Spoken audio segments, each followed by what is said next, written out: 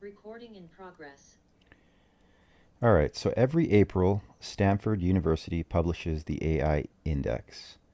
400 plus pages of primary data on what AI actually did over the past year. No agenda, no product to sell, the most cited, most credible annual read on the field available to anyone, and it's free. The 2026 edition dropped last month. The numbers are stranger than you'd expect, however, more useful. So this is actually relatively new to me, so I'm glad that I'm digging into this with you guys. But let's try to get into it and keep it short. Just get the nuts and bolts of it. So let's start with the scale because it reframes everything else. Generative AI reached 53% of the global population within 3 years of becoming widely available. That's pretty crazy. The personal computer took longer. The internet took longer. 88% of organizations report some form of AI use. Though Stanford notes that actual deployment of autonomous agents in production still sits in single digits across most business functions. The headline adoption number and the reality of how deeply embedded AI actually is in daily operations are two different things. On economic value, the estimated value of generative AI tools to U.S. consumers reached $172 billion annually by early 2026. So that's just a couple months ago. The median value per user tripled between 2025 and 2026. So it looks like we are going to become an AI civilization, AI first civilization very quickly. It's already happened. It's happening without us even trying. It's kind of like social media. The same tools used by more experienced users who had figured out what they were actually for. On benchmark performance, the SWE Bench Verified Coding Benchmark, one of the most demanding real-world coding tests in existence, went from 60% completion to near 100% in a single year. Frontier models now match or exceed human performance on PhD level science questions and competition mathematics. The progress rate is now slowing. The S curve. You know, so I've been dabbling with AI since ChatGPT 3.5, and I remember when Lovable first came out, and I was trying to use it. I don't know, I'm going to say 2 years ago, and I was trying to code up an app, and it just was error. It just couldn't do it, and it was a really simple app. But knowing the way AI was, I was just like, okay, well, I know there's new models coming out, and I could see the way they did it. That they would up their model, and I believe they were using Anthropic Claude for most of their coding. So then I waited like 2 3 months, and I got back on my account, and I tried to do my app again. This time, it actually didn't make near as many errors, and actually kind of got it sort of working in a clunky fashion. And then I forgot about it because I was just like, not very good. And I came back like another 2 months later. So it was about maybe 6 months total later. And I went and tried to do the same thing, and it had no errors, and it just knocked it out almost flawlessly. A few little things here, and I had to, I had to kind of finesse it a bit. Now I'm building apps like on a weekly basis, just ideas in my head, and they're like flawless. I've built so many apps. I built a peptide app that me and all my friends are using for peptides because I built the best one, and it's private. I don't even try to sell it. I built 3 Spanish learning apps just to kind of help with different ways to do Spanish. I even converted one to a learn Chinese app. I built another one which was a VIP, basically AI. And the cool thing is now they're integrating everything. So, anyways, my point is if you can't do something with AI right now, just wait a little bit. And when I say a little bit, like 1 or 2 months, and it'll probably start working. So just pop back in and out of AI, and things that you couldn't do or frustrated with, it just kind of does. So here's the finding that Stanford calls the jagged frontier, and it is the most practically important thing in the report. In 2025, Gemini DeepThink scored 35 points at the International Mathematical Olympiad. So this is just last year, earning a gold medal working in natural language. This is a competition that defeats the vast majority of mathematically gifted humans. The same class of model tested on clock bench, a task that involves reading what time an analog clock shows, gets it right 50.1% of the time. Yeah, AI still has some blunders and holes. The human baseline is 90.1%. The AI is performing at coin flip accuracy on something a child learns at age 5 or 6 or so. In February 2026, a prompt asking leading AI models whether to walk or drive to a car wash 50 meters away spread online because the models kept recommending walking, missing the implicit requirement the car also needs to get there. Researchers tested 53 models, 42 said walk. Stanford's name for this pattern is jagged intelligence. How about we just call it common sense? AI capability is not a smooth line from weak to strong. It has specific counterintuitive gaps that don't follow the pattern you'd expect. A model that solves equations no human can solve will confidently give you advice that misses the most obvious thing in the room. Yeah, and I've been talking about this for a while. That's pretty funny though. It just logically, it just thinks you're trying to get there. It's not thinking, well, the car needs to get there to get washed, which is common sense. And I've been saying this for about 2 years since I've been really, really hitting AI. And I've been saying there's just two things that really kind of need to get solved. One is the memory thing, all this drifting and 10-second Tom style memory, which is getting better. But there needs to be a different system. Somebody's going to have to invent some form of, it's going to have to be something new that doesn't exist, because I've tried all these other things out there and they just don't quite work the way you want them to, or like a human does.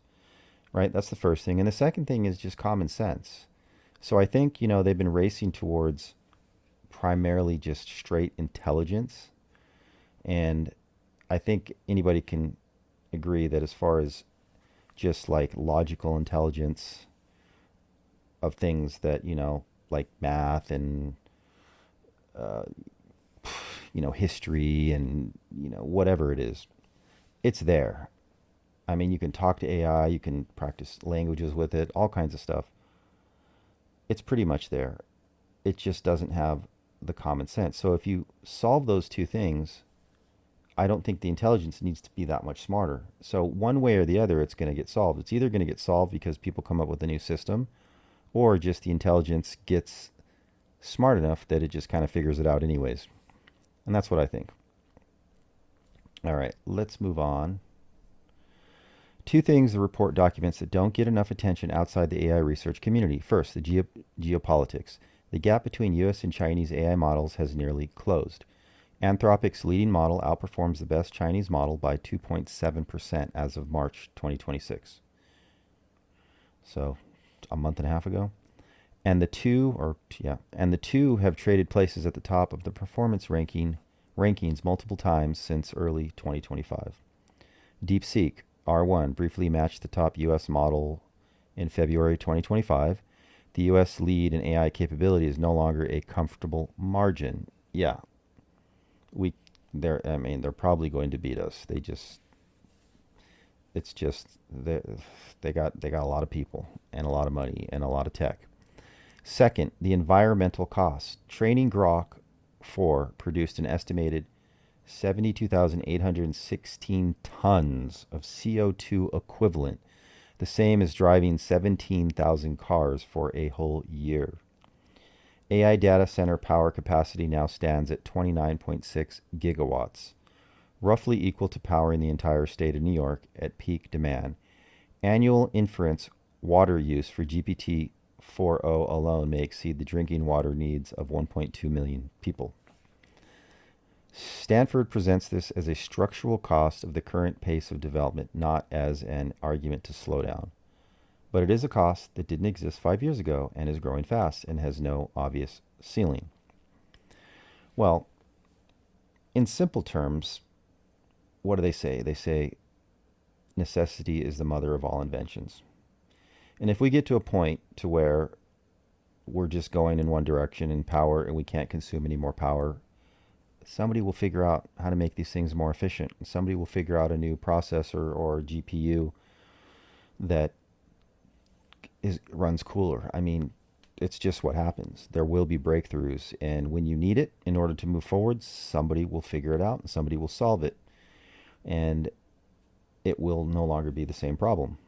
Except the thing is nobody can foresee it, because especially now with AI basically assisting in our forward movement, I think you're going to see things come along a lot quicker in ways that nobody can expect. And I mean, on our way to ASI, artificial superintelligence, that means it's going to invent things that we couldn't even fathom. It'll invent things that we don't even understand. So 3 things from the Stanford data that are directly useful for a working solopreneur in 2026. First, the median user value tripling in a year is the most important economic signal in the report. It does not mean AI got 3 times better. It means users got 3 times better at using it. The gap between someone who has learned to work with AI well and someone still treating it like a search engine is large and growing. The gap is a skill advantage. It is acquirable. Second, jagged intelligence is the framework for knowing what to verify. The model that just ran your competitor analysis may have missed the most obvious thing in the brief, not because it's bad, because it's jagged. The verification habit is not skepticism about AI, it's the operating procedure of someone who understands what they're working with. Third, the 53% adoption number against the single-digit actual deployment number is an opportunity. Most of the people who report using AI are using it occasionally and superficially. The solopreneurs who have built it into repeating operations, not just drafting, but running tasks, are competing against people who think they're in the same category when they are not. This is 100%. And what I've seen, and when I talk to people, is most people go, yeah, I use AI. And they don't even have a clue of even just touching the power and all the different things out there that you can do. They're just using it to help them write stuff, to help them brainstorm things, like a search engine. They might be playing around with Suno and making some music, or posting social media using Opus Pro. But there's so many useful things out there, and I mean, it's really hard to learn. I don't think AI is where we really want it to be, in the sense that you can wake up in the morning and just fire up your AI, or your AI is just right there in an earpiece, and it's like a person, and it knows what you want to do, and it just kind of works on things. And you go to the gym, you go surfing, you come back, and it's kind of got things. And not only that, but it's not just taking orders from you, it's giving you suggestions, almost like a mentor, and it's helping you, and it knows your strengths, and it's designing things that it knows you're going to be good at and that you're going to have an advantage at. And it organizes you, and you don't have to sit there and try to install OpenClaw and fight with it for 2 weeks and get nothing done, just because every social media influencer is pretending like it's the greatest thing since the wheel, when it's all just hype and nonsense. Yeah, there are some people that have figured it out, but anyways, the truth is most people really aren't using AI, and especially most businesses, they just don't have the time. So for those of you and us, the solopreneurs, the guys that are here just obsessed with just being on top of this, there's a lot of opportunity.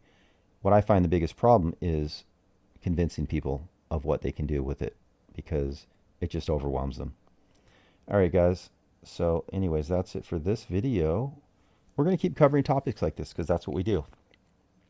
I'm here to try to basically help uncover kind of what's happening for, people in their 40s, 50s, and 60s, like me. I'm in my 50s. And I just want to stay on top of it and try to get clues of what the next thing is going to be. I've predicted a lot of things over the last, I'm going to say 7-8 years, and so many of them have been right. And it's funny because when I talk to people about these, when I say prediction, it's not guessing. It's just like when you're paying attention, you kind of start to see patterns, and you go, I think this is going to be something. And then people don't listen to you, and then a year later it's huge, or they should have started to do it. So many stories I can say. But anyways, until the next video, guys, subscribe and let's get it.